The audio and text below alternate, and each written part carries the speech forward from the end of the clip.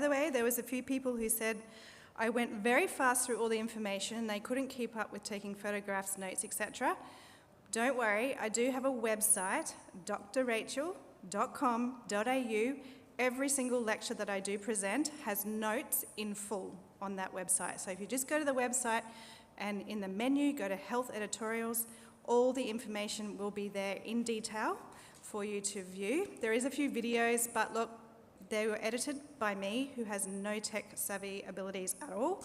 So feel free to use the notes, they are a lot more useful. So there was a couple of people who made those comments. Questions about yeast flakes. Now, yeast flakes or nutritional yeast is basically a deactivated form of yeast that people use in savoury dishes. It kind of gives it a bit of a nutty flavour, a bit of a cheese flavour, those sorts of things. So you can see why people would want to use this as an alternative to, say, dairy products or eggs or things like that. So it's understandable that people are using this as more of a flavouring rather than nutritional benefits. It does have quite a lot of minerals, vitamins, a bit of fibre. The problem I have with yeast flakes is that lots of people, and I say lots because we do have this conversation quite a lot, get gut issues. So they might get bloating, they might get some issues with a bit of pain, all those sorts of things. In susceptible people, it can actually mask a bit of inflammatory bowel disease as well. There are people who are sensitive to one of the amino acids in it as well, and they can get headaches, flushing, all those sorts of things as well. So it's not something I recommend. Obviously, if you've had it and you don't react to it, by all means, go ahead. But if you're someone, when you're having yeast flakes, you find that after that meal, within the next few hours, you just don't feel well, probably best that you avoid that one. So a bit of a mixed bag. I don't recommend it, but certainly if you've had no problems with it, go ahead. All right, cholesterol. So the person who asked the question about cholesterol, I have a whole handout just on natural ways to manage cholesterol on my website. But very briefly, the big things are your whole food plant-based diet, so really sticking as much as you can to that as your main diet. Lots and lots of fibre. Fibre is the key. It will pull that cholesterol through your gut. So make sure you get lots of that in your diet, and you can use extra, such as the form of psyllium husks or oat bran. Really good sources of fibre include all your whole grains, all your fruit and vegetables. Legumes are a fantastic source as well. Your superfoods when it comes to managing cholesterol is avocados and Brazil nuts. So if you want to make sure you include plenty of that in your diet, go ahead. Herbs. At the top of my list, I've actually put amla. Now, amla is something that we call Indian gooseberry.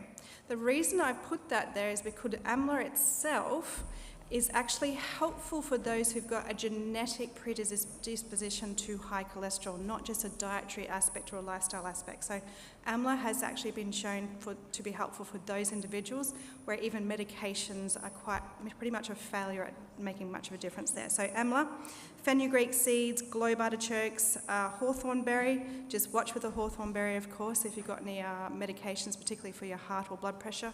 Just make sure you check before you take that. Garlic, bergamot orange, and barberry bark. That last one you don't have if you're pregnant. Questions about caffeine? I am going to address this in a little bit more detail tomorrow. I'm doing a talk on mental health, so that will give you a clue as to what I think about caffeine. It is a mind-altering substance. It is something that affects the mind and the circulation. It's not just the caffeine that you find in coffee, tea, chocolate. It's also the other methylxanthines. It's in a whole class. So you've got your theobromine and theophylline as well. They have different levels of stimulant effect and also different levels in terms of toxicity. In tea, for instance, the theophylline in tea is actually more toxic to the heart and the kidneys, for example, than even the caffeine. So it really depends on what you're talking about in terms of its effects. But no, I don't think the antioxidants found in any of these plant products that have caffeine, theobromine, or theophylline have any benefits that outweigh the potential harm. And so you need to look at all of that. Some things have antioxidants, but they are not good for you. There's antioxidants in a tobacco plant, but I certainly would not recommend that as a health food. So always risk-benefit ratio, and certainly the risk is much higher for these plants. Fish and fish oils.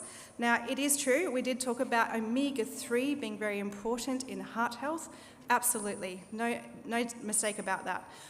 But what the issue is, they've found fish oil and fish, oily fish in particular, have no benefit whatsoever in heart health. In fact, in any aspect of your health, if you're looking at the research that's coming out more and more, it's actually looking at things that are actually harmful to your health from fish and fish oil. Now, there's a couple of reasons.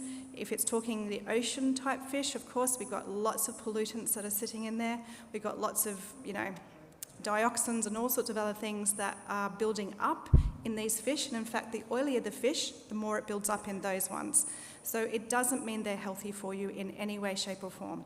The other thing is you could say, well, what about farmed fish? Maybe they're better. They actually often have higher loads of chemical from pesticides, herbicides, all that sort of thing in the surrounding farms, obviously influencing the water there. So no, fish is not a good source of omega-3. If you want to get good sources of omega-3, always go for your plant sources, so your flaxseed or linseed, your chia seeds, soya beans, they're all fantastic, walnuts as well, amazing sources of omega-3. So always choose plant-based. I think I have covered all the questions. So how's the AV going up there?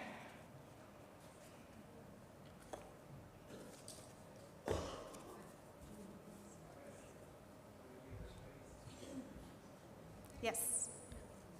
You mentioned nutritional yeast flakes. Would brewer's yeast and any other kind of yeast flakes that we use be in the same category as that? Similar. If they're deactivated, basically, that's similar category. Obviously, if it's active yeast, then you can potentially get all sorts of issues with active yeast if you're having that in terms of a food. But yes, when it's been deactivated, similar sort of thing. They've all got, got reasonable nutritional value, but unfortunately, you can get people who react to these, and it seems to be quite a lot. Yeah. Yes. How much flaxseed ground up do you need to eat for that? Normally, I would recommend a couple throughout the day, but a good ground up teaspoon twice a day. If you can get in a tablespoon, well done, but it's actually quite hard. That stuff, particularly if you put it in fluid, it really gels up, so it can be something quite hard to use. But certainly putting a ground up teaspoon in a smoothie or putting it on your cereal, those sorts of things, fantastic. Yeah. Yes. Does cooking flaxseed diminish the nutritional value? Somewhat. Yes, and it's always best to grind your flaxseed fresh. So I recommend grinding up like a week's supply, keeping it in the fridge, and that way you don't get some of the degeneration of the oils within the flaxseed. Yeah.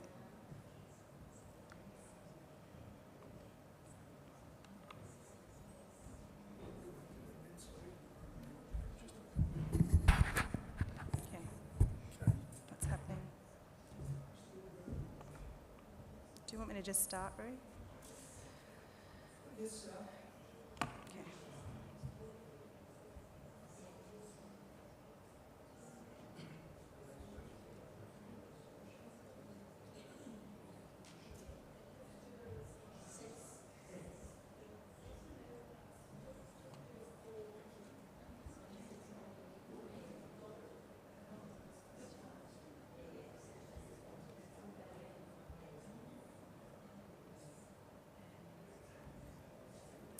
All right, do you think everyone can cope without a slideshow for a little while? I know it's not the easiest thing to follow the information, but I promise I do have it on my website, so if you do need to get some of this information and you obviously can't write as fast as I speak, by all means you can use that method. So I will start and we'll just see how the AV goes over the next little while. If I need to pause, I'll just convert that over. All right, so when it comes to the weight of Australians, we are in a bit of a crisis. Many of us at some stage in our lives, most of us, will struggle with our weight. But there are literally thousands of voices out there about how to lose weight. What can you do in terms of how quick you can make it, what's the healthiest way, which one's going to work the longest, all those sorts of things. So what I've done is put together this talk so we can have a look at some of the evidence. What works well, but also what's going to make you a healthier version of yourself. And of course, it's natural, it's safe, and it's long-lasting. So currently the statistics tell us that 25% of children in Australia are overweight or obese. When you break that down, Nearly 10% fall in the obese category and the remainder in that overweight category. It was fairly equal between boys and girls. However, when we get to the adults, we're looking at about 67% are overweight or obese, so about 2/3. Half of those will fall into the overweight range and the other into the obese. In adults, there are more men than women in both the obese and overweight range. Now, these numbers were collated a few years ago. We're waiting for a new census on all of this, but that is still projected to grow. We haven't plateaued, and certainly we're probably looking at close to 70% by now. Now, the other thing we need to know is that it has doubled within the last decade. The direct and indirect cost to the economy is actually at least $12 billion each year. And a minimum of 140 Australians will die prematurely every day directly related to obesity. So it is a problem. Now, it's occurring for two major reasons. There's no rocket science to this. The first one is there is a decline in physical activity. We're all living in much more sedentary lifestyles. Our jobs, our work, etc. are all sedentary. We have changing modes of transportation and urbanisation. Only 100 years ago, our ancestors, both children and adults, were using anywhere between 3 to 5 times more energy each day than we are now. So we're talking 300 to 500% more, considerably different. There is also an increase in the intake of energy-dense foods, highly processed sugars and other foods that are obviously high usually in animal fats and proteins. And our modern foods have become fast, easy to obtain, and with our busy lives, we often resort to all these unhealthy processed foods already prepared for us. Now, obesity. How can we define it? Well, there's two ways. Well, actually, there's more than two ways, but we're going to talk about the two main ones. One is your body mass index, which is your weight in kilograms divided by your height in meters squared. Now, if you sit between 18.5 and 25, you're considered to be in the healthy range. If you're 25 to 30, it's considered overweight, and 30 is considered obese. Now, there are limitations to this method because it doesn't distinguish between fat and muscle mass. Therefore, it's not useful in a whole lot of ethnic groups and also athletes and those who have physical disabilities, for example. The other way to measure is through waist circumference.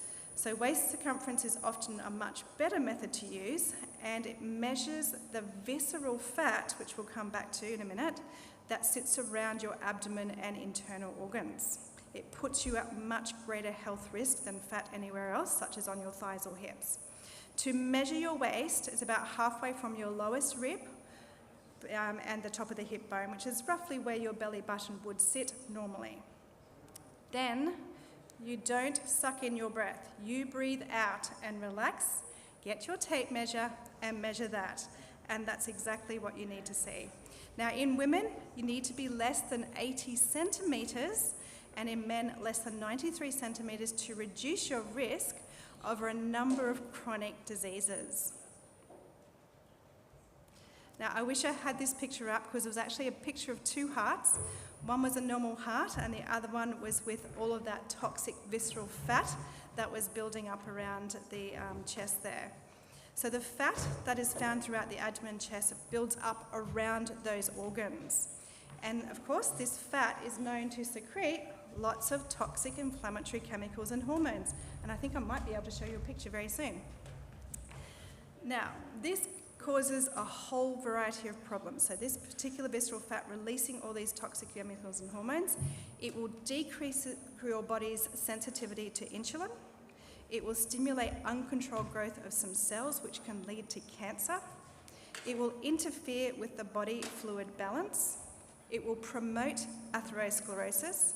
It will disrupt the electrical activity in the heart and cause an arrhythmia, and overall promotes inflammation all over the body that can lead to a whole host of other diseases.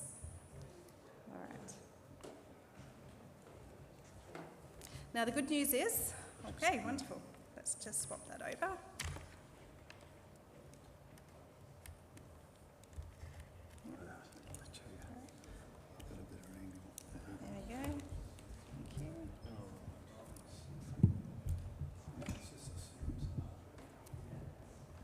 right, sorry about the distraction, I'll keep going. So the good news is that you can lose this visceral fat. It doesn't have to be with you forever. And it will significantly reduce the risk of all of those things I've just talked about and a whole host of chronic diseases. And we're going to look at how we can do that very soon. And we'll move on to the next slide. Oh. Slide. Okay, right, that's why it didn't work. Excuse me for a minute.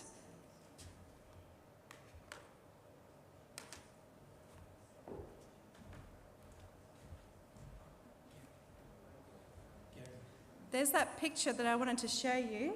You have a healthy fat here on that right side, a healthy heart, and then you have the unhealthy heart that has all that visceral fat. So when you're carrying a lot of that fat around your chest, that's what your heart is contending with. So you can see why, if this particular fat is producing lots of those toxic chemicals and hormones, why it would affect the electrical activity of your heart, where it would cause inflammation throughout the body. So this is what you're looking at when you look at the visceral fat. Now this is actually a body scan. What you see here is somebody who's actually gone through some lifestyle measures from that side to that side. And you can see that visceral fat has decreased, so that's the stuff that's in red. You can see how much that's gone down. The yellow is a more normal, less toxic type of fat that you have just on the outside of the, just underneath the skin layer there. Now let's have a look more closely at some of those chronic diseases that we've been talking about. So people who are overweight or obese are up to 2.5 times more likely to develop heart disease than those who are of normal weight. Being overweight doubles your risk of having a stroke. Nearly 80% of cases of high blood pressure in men and 65% in women, it's completely attributable to being overweight or obese. Obesity is the leading risk factor in the development of diabetes, with obese people being 80 times more likely to develop type 2 diabetes than somebody who's thin. And of course, being overweight and obese with all that inflammation increases your risk of a variety of cancers, including bowel and breast cancer, and also a whole host of others: esophageal, stomach, gallbladder, kidney, liver, pancreatic, thyroid, ovarian, and uterine cancer. One of the most significant things that obesity affects is your musculoskeletal system. It's the primary driver behind the development of arthritis and deterioration of your joints. Obesity is associated with the development of fatty liver disease, which can cause liver inflammation and even end up with liver cirrhosis from this one. We also know that it can cause the formation of gallstones, particularly stones made up of cholesterol, and that's associated with weight gain. Now, when you're overweight or obese, the kidneys also have to work a lot harder, which can damage the kidneys in the long term and heighten your risk of developing chronic kidney disease. Obstructive sleep apnea, it's most commonly found in the overweight and obese. And obesity has also been shown to increase the risk of developing depression, despite body image. It's not related to that. Now, all of these risks can definitely be mitigated with a healthy lifestyle, and we're now going to look at how we can achieve this in a healthy way. We're going to look at the Healthy Weight Management Program. Now, the very, very first thing that we need to do is manage the mindset. With the right mindset, you'll get the right results. The best place to start is actually from the highest level, your spirituality. We need to place the right value on the gift of life and the body we have been given to live in. So here's a couple of Bible verses that you can read and ponder as you start the journey to a healthier weight. 1 Corinthians 6 verses 19 and 20.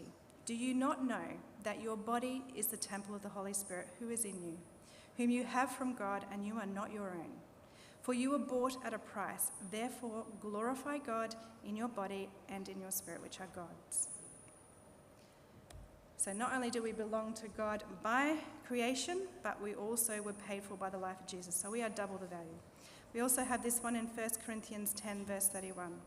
Therefore, whether you eat or drink, or whatever you do, do it all to the glory of God. Every choice you make for your health, ask yourself, is this the best thing for my health? Is this what God would want me to put into or do to my body? All right, so before we discuss some of the other ways to manage the mindset, we're going to talk about something called the pleasure trap. And I'm going to share the story of this very rather macabre little creature. Does anyone know what this is? It's a black widow spider. All right, so this is actually describing some interesting things here. The larger spider here is the female, and the smaller one is the male. Now, to keep the species going, the male is lured towards the female due to that pleasure-seeking sexual instinct. Now, this is where it gets very interesting if you watch a video on what happens in this little dance. The male is also scared of the female because of her much larger proportions. So he vacillates between approaching her, because he's attracted to her, and then running away in fear to escape from her. There's a real war here between attraction and fear. It's a war between pleasure-seeking and pain avoidance. Now, eventually, for the male, the pleasure will win out and they will mate, but only if the story ended there. But unfortunately, as the male tries to make its escape, the female seizes the opportunity to conserve her energy, and before he can escape, he becomes her dinner. Now you might go, what on earth has that got to do with my weight? Well, I'll explain why. The black widow spider is a classic tale of the three motivational forces that occurs with all living creatures, including human beings. And here they are: seeking pleasure, avoiding pain, and conserving energy. These three forces of motivation have been described by a couple of doctors in the US, and they've written some interesting material regarding this and how it really impacts on our dietary behaviours. We're going to have a look at this chart that they developed. So in phase 1, if you're eating this wonderful whole food, plant-based diet, lots of unprocessed foods, all of those sorts of things, with low calorie density, you'll have a normal pleasure response to the food that you're eating. Then in phase 2, you've gone to a party and you've decided to be a little bit naughty, and you're starting to eat those super normal stimuli foods such as some chocolate, some chips, maybe a bit of pizza, some burgers, and what do you know, they've got ice cream for dessert as well.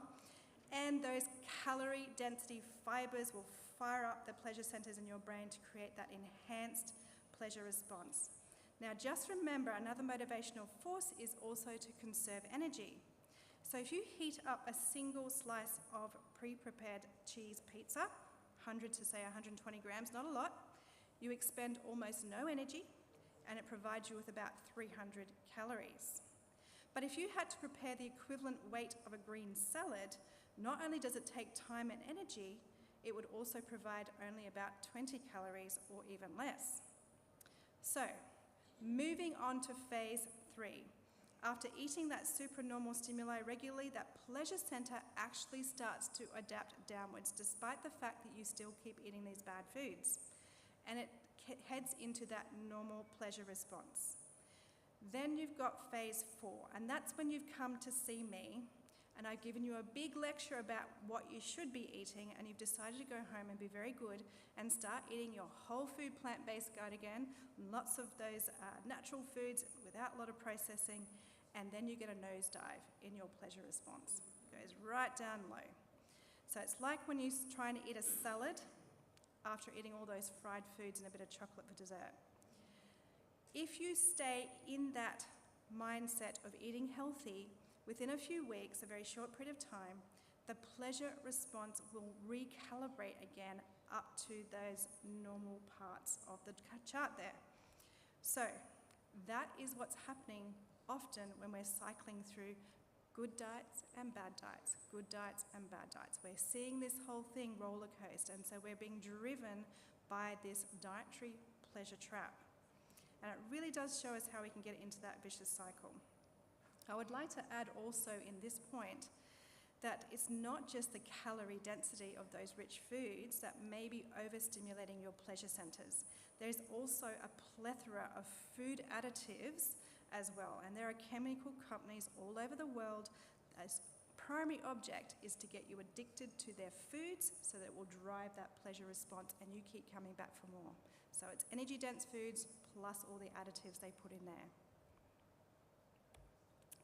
So the next principle I have here is to manage the mindset, is to not get caught in that pleasure trap.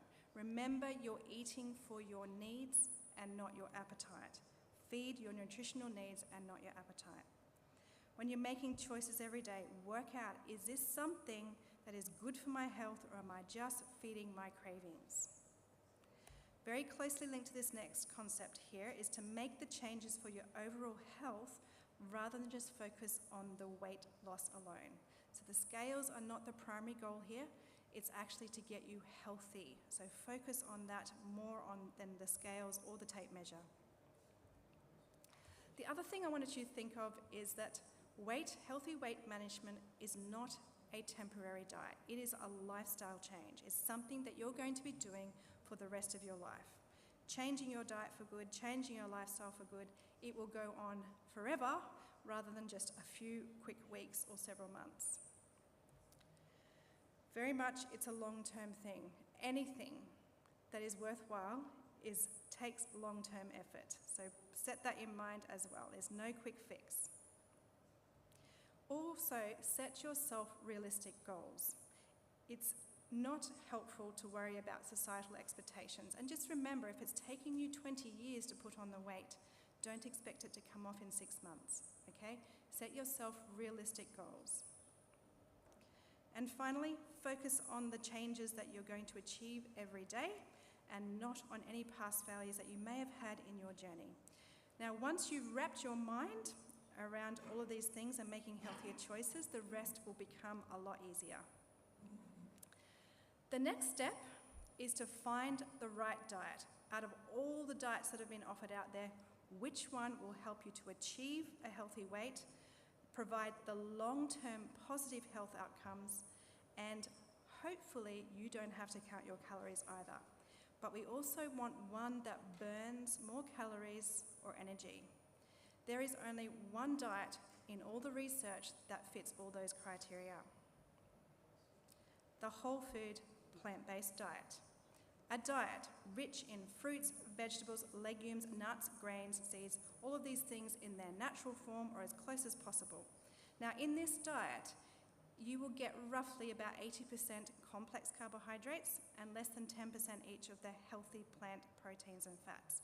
It completely changes the way that your body uses up calories or the energy you are consuming. No other diet can achieve the following. It will increase the proportion of dietary calories expended either as body heat or through voluntary physical activity. You will thus store much less energy as body fat. There is an overall increase in fat degradation and loss of body fat with this lifestyle choice.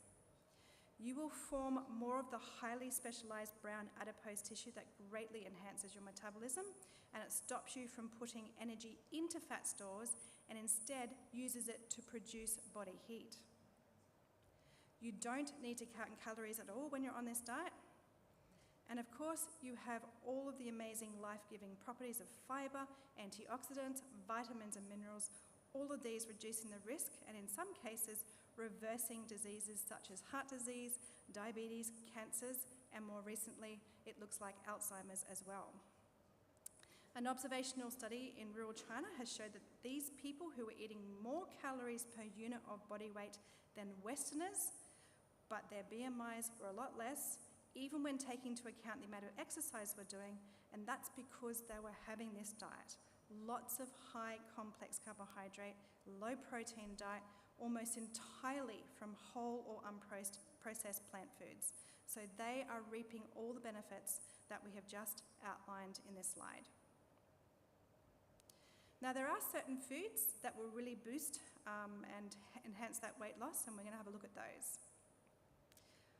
Never quite the favourite, but it is important, your leafy greens. So that includes your kale, your collard greens, spinach, beet greens, Swiss chards, all of these things are in that category.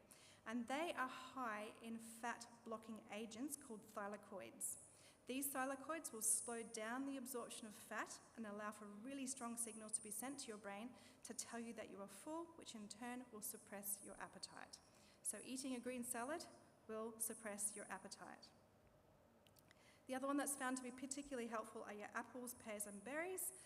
Very high in fibre, again, that's a great appetite suppressant. You have your legumes, lentils and beans. All of these are really helpful in suppressing appetite and reducing daily intake of calories. Head to head in the research, legumes are more effective than whole grains in decreasing weight and waistlines, and just as effective as cutting calories. Now, flaxseed is another standout in this category. In a number of different trials, they looked at the benefits and has shown to significantly reduce body weight, BMI and waist circumference. Now, it has to be used in the form of whole or ground linseed, not as an extract or as an oil to get these benefits.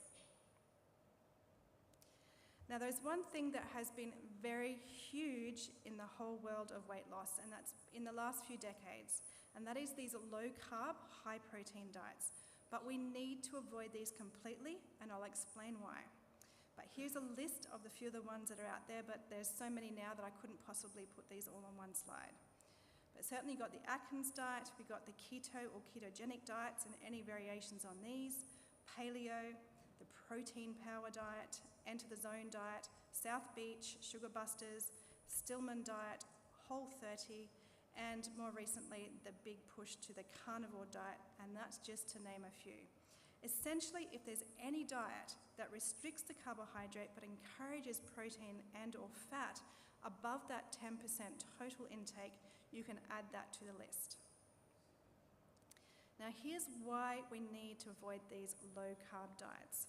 The often rapid weight loss seen with these diets comes at a large, disastrous cost to your health. In the short term, when compared to those on a more traditional low-fat diet, they had more bowel effects with both constipation and diarrhea, headaches, muscle cramps, bad breath, generalized weakness, and rashes. Now, these diets inherently promote the eating of predominantly animal-based foods at the expense of plant-based foods. And that comes with a whole loss of all the antioxidants, all of which, and fibre as well, and all of these things are important when it comes to reducing your risk of chronic diseases. So even though you may experience the weight loss with this diet, you're going to increase your risk of getting chronic diseases. It is very high in animal saturated fats and cholesterol, which promotes heart disease such as strokes and heart attacks. It's also high in animal protein, which causes higher cholesterol, build-up of plaque blockages in the arteries, and it also increases the risk of a whole variety of cancers. The weight loss on these diets are consistently being shown to not be sustained. In a summary of 17 studies with more than 270,000 people, it showed the 31% increase in total deaths when compared to just the standard unhealthy Western diet, which already has a high mortality rate with it. So it is a killer diet. It is not a healthy weight loss diet. Now, what else can help? Let's have a look at this concept. Fasting or overnight fasting. And look, fasting is a great way to help with a weight loss, but not the kind that is prolonged. If that sort of fast is something you desire, you have to do that under strict medical supervision. Fasting is also not an option in any way, shape or form for those with very active lives, for children, pregnant or breastfeeding women, and insulin-dependent diabetics. So this is not a useful one, or anybody who's got unstable chronic disease. What we're talking about here has got pretty much other issues and their health are okay. But an overnight fast is about restricting or confining your daily meals to a particular window of time. The research is suggesting that sticking to about a 6-hour window is the most helpful. It does help with the weight loss quite significantly. There's also a reduction in oxidative stress. There's an improvement in the insulin resistance. And there's an average drop in the blood pressure equivalent to the most potent blood pressure medications. Now, if you have a very active lifestyle, have a very active lifestyle at all, a 2-meal-a-day plan with that 6-hour window is more than sufficient to get all you need. Now, obviously, it's not useful for everybody who's got a working life, who needs to have their breakfast, lunch, and dinner. But obviously, if you can, try and fit those meals in and get a larger overnight fast. So have your dinner as early as possible, so you've got a longer period of time, 14 hours up to 16 hours overnight, to get some of those benefits. Now, the sizes of your meal throughout the day do make a difference when it comes to weight management. Have your main meal in the morning and only eat a small last meal. The whole concept of eating breakfast like a king, lunch like a prince, and dinner like a pauper. Of all your meals, put your effort into your breakfast. It will kickstart your metabolism and provide energy for the day's activities when you need it the most. Now, calories that you eat in the morning cause less weight gain than the same number of calories that you eat of an evening. As the evening progresses, your metabolism will continue to drop. Thus, you need to not have your last meal as your major meal and try to keep that as early as possible. Okay. The other option is to eat more slowly. Your meal should take a minimum of about 20 minutes, as this is the time it takes for your brain to tell you that you've had enough, so don't eat quickly. Here's some things you can do to slow it down. You can do that by increasing the number of chews and chewing more thoroughly, decreasing the bite size, and including bulkier, harder, and chewier foods in your meals. Avoid snacking.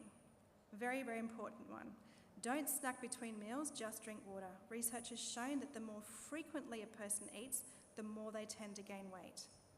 Limiting the number of meals also improves the physical endurance.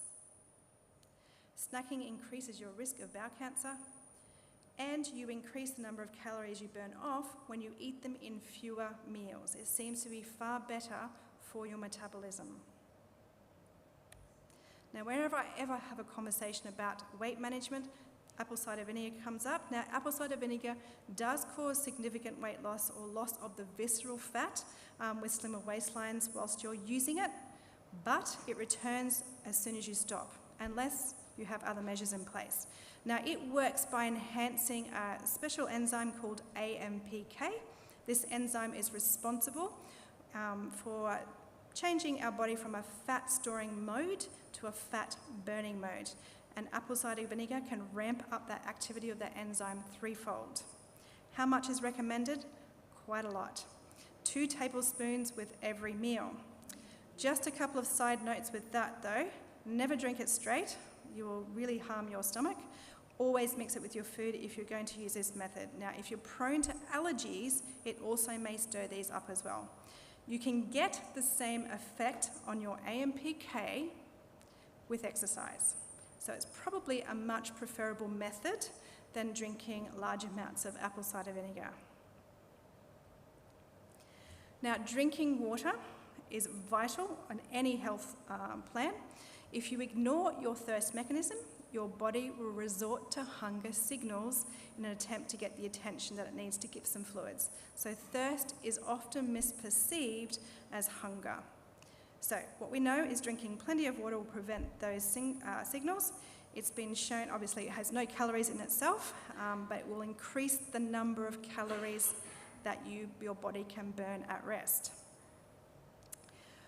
Well-hydrated bodies will shift towards burning fats and decreasing the breakdown of proteins.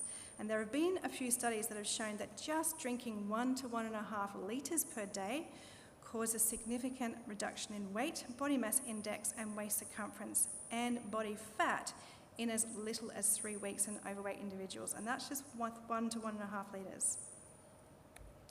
The other thing that we've found that drinking 2 cups of water can boost your metabolism by 25% within the next hour. So a good way to help burn those extra calories would be to have the 2 cups of water on an empty stomach about half an hour before each meal to ramp up your metabolism. For the remainder of your water intake, try not to drink with your meals, only between meals, as this can impede digestion somewhat. Now, this is a bit of a recipe. You need at least 30 mils per kilogram at rest, and then 40 mils per kilogram when you're active, up to 2 to 2.5 litres a day, maybe slightly more if you're a very large frame person. Always, when it comes to managing weight, alcohol is a big no-no. There is absolutely no nutritional benefit. There's no vitamins or minerals. Gram for gram, it has almost double the calories of sugar. It hinders your body from burning fat.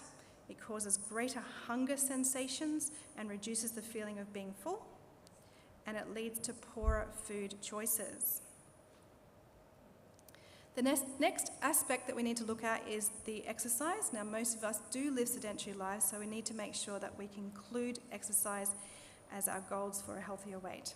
Bear in mind, exercise is nowhere near as effective as dietary changes for weight loss, but the benefits for exercise obviously go beyond the whole idea of losing weight. Here's some tips. Let's do a lot more spontaneous activity. This is the non-exercise activity that we accrue every day. And the research shows that we burn off 5 times more calories from non-exercise activities per day than from formal exercise. So what are some of the ways we can do this?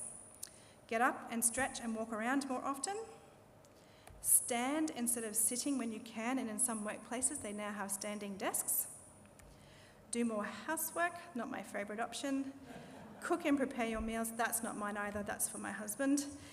Do more gardening, that is my favourite. Take stairs instead of the escalator. Park your car further away from your workplace, shopping centre for example. Singing, you can burn a few calories singing, go for it. Laughing, tell some more jokes. Dare I say fidget when no one else is watching so you don't annoy everybody. And there are some tips for more spontaneous movements. Now, when it comes to formal exercise, what types are helpful? There's a good old-fashioned aerobic exercise. This is the kind that makes you huff and puff. Fantastic at burning calories and reducing the bad types of fat in the body.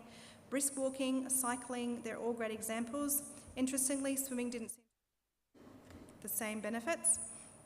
So try to stick to the cycling or brisk walking and try to get in at least 3 to 5 hours each week. The other one is resistance type exercise, such as lifting and using weights or resistance bands. And this type builds muscle mass, which is really important. The more muscle mass you have, the higher your metabolism. And this will help to burn more calories around the clock, even at rest. Muscle is always more metabolically active than fat and requires a lot more energy. So this exercise will help to prevent the drop in metabolism that can occur when you are losing weight. Try to include some of these at least twice a week.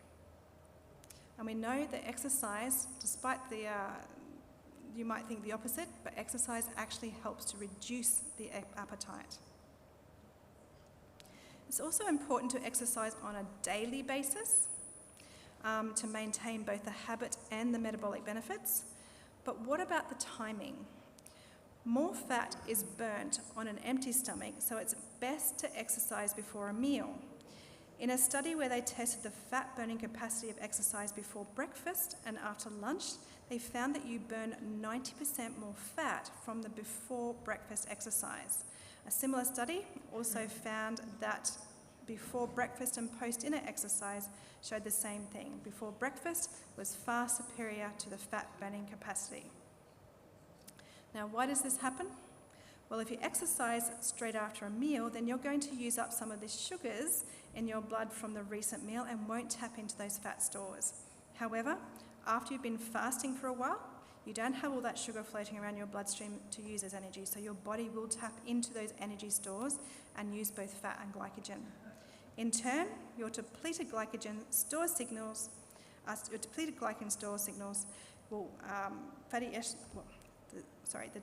glycogen stores will signal your fatty tissue to start breaking down even more fat during the rest of the day. So that fat burning will continue throughout the rest of the day, long after you've stopped exercising. So exercise before breakfast. Getting a good night's sleep. Sleep definitely has a role to play when it comes to managing your weight. Analysis of about 20 studies, they found a 41% increase in obesity risk amongst adults who slept fewer than 7 hours per night. To get the benefits, you need about 7 to 8 hours of sleep each night. If you get a good night's sleep, you'll have much higher daytime levels of leptin. Now, this is a hormone that makes you feel full, but you'll also have lower levels of ghrelin, a hormone that makes you feel hungry.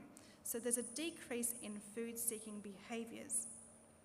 Now, poor sleep has also been shown to adversely affect self-control and decision-making abilities, as well as an increase in your brain's reward centres that we were talking about earlier in terms of reaction to food. Therefore, you're more likely to make poor food choices and increase the intake of poor foods. Now, if you're going to bed at a reasonable hour, between at least 9 to 10 p.m, you're going to avoid one of the worst habits that causes weight gain. We've talked about this before, and that's late night snacking. Sunlight. Can sunlight help to reduce weight? Who would have thought it can help you burn fat? There are subcutaneous fat cells that lie under our skins, and it's found right on every part of our body. It is a major fat deposit in humans and does play a significant role in our metabolism. It's a bad kind of fat, not as bad as the visceral one, of course, because it stores calories that should be burned for energy and contribute to obesity, diabetes, and heart disease. And in a study in the Institute in Canada, Diabetes Institute in Canada, has found that when the sun's blue light wavelengths, that's the light that we can see with our eyes, penetrates our skin and reaches the fat cells beneath, the lipid droplets, the fat droplets, reduce in size and are released out of the cells. In other words, our cells are not storing as much fat. So we know that sunlight will help to burn that fat, and it's the blue light wavelength. They are most intense of a morning, so get some morning sunlight. Now, weight loss is rarely an easy journey. It often occurs in stages with plateaus in between. Sometimes it may even start with a plateau. This is all normal as your body starts to try and conserve some energy as it sees you starting to lose the weight. But here are some things that you can do to obviously try and get off that plateau. Now, for a short period, you might like to increase your time exercising and even change up the types of exercises that you have been doing. In particular, include more of that resistance type exercise, the thing that's going to build that muscle and boost the metabolism. If you have a sedentary lifestyle, go to a 2-meal-a-day plan. Try to get 16 to 18 hours, if possible, of fasting overnight for a couple of weeks. Always reassess your diet, your water intake, make sure there's nothing else that can't be adjusted. And then if all is in order, you can try a raw plant-based food diet for a couple of weeks. But most of all, just remain focused. Be patient. It is very, very common, but it will pass. The other one that often people ask about is, what can I do to curb the cravings? Is there anything I can help with this? Well, absolutely. This is some evidence-based advice for you. Include more plant-based proteins in your meals, such as legumes or a handful of nuts. Include more soluble fibre in your meals, and good sources include your apples, your bananas, all your berries, legumes, nuts, and avocados. Make sure you're very well hydrated. Remember, sometimes those signals that you're getting for hunger are actually dehydration. And of course, make sure you sleep well. You get lower levels of that hunger hormone ghrelin. Now, there are some herbs that you can take to help with weight loss. We're going to have a look at a few of these. Garlic.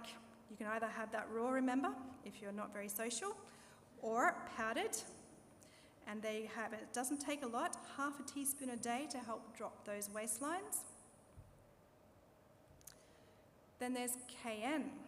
Those who can tolerate the heat, adding cayenne pepper to your meal can significantly boost your metabolism.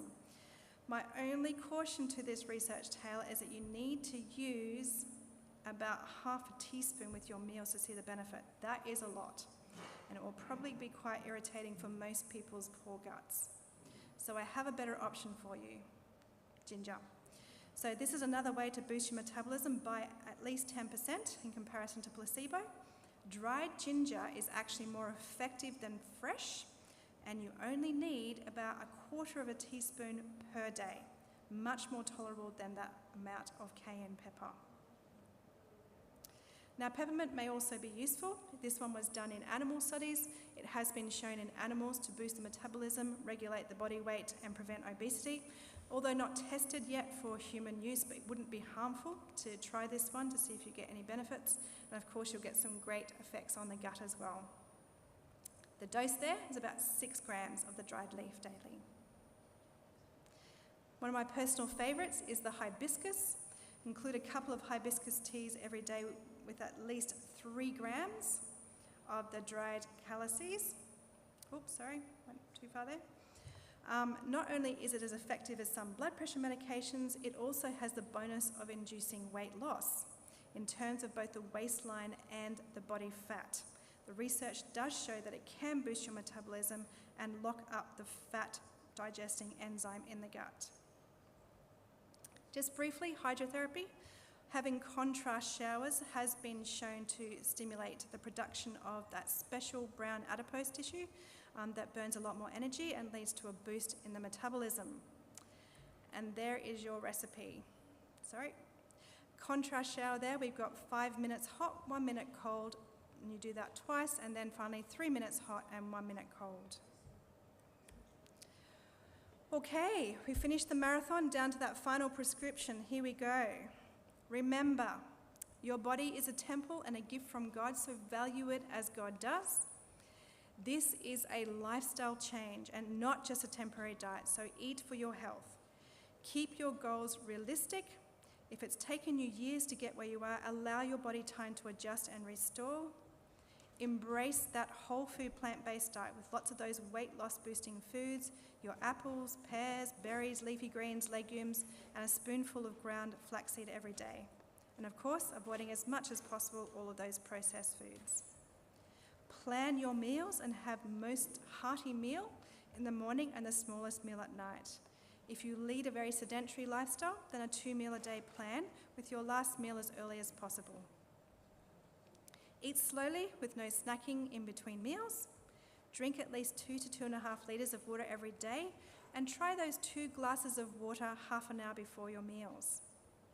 Exercise at least 3 hours per week of the aerobic huff and puff kind, and try to get that in before breakfast for the purposes of weight management. Also include a couple of sessions of the resistance type exercise each week. Make sure you try and get at least 7 to 8 hours of sleep each night. Get a good dose of your morning sunlight to help melt away that fat. Have some hibiscus and ginger tea a couple of times a day. And try those contrast showers to boost your metabolism a few times a week. Thank you.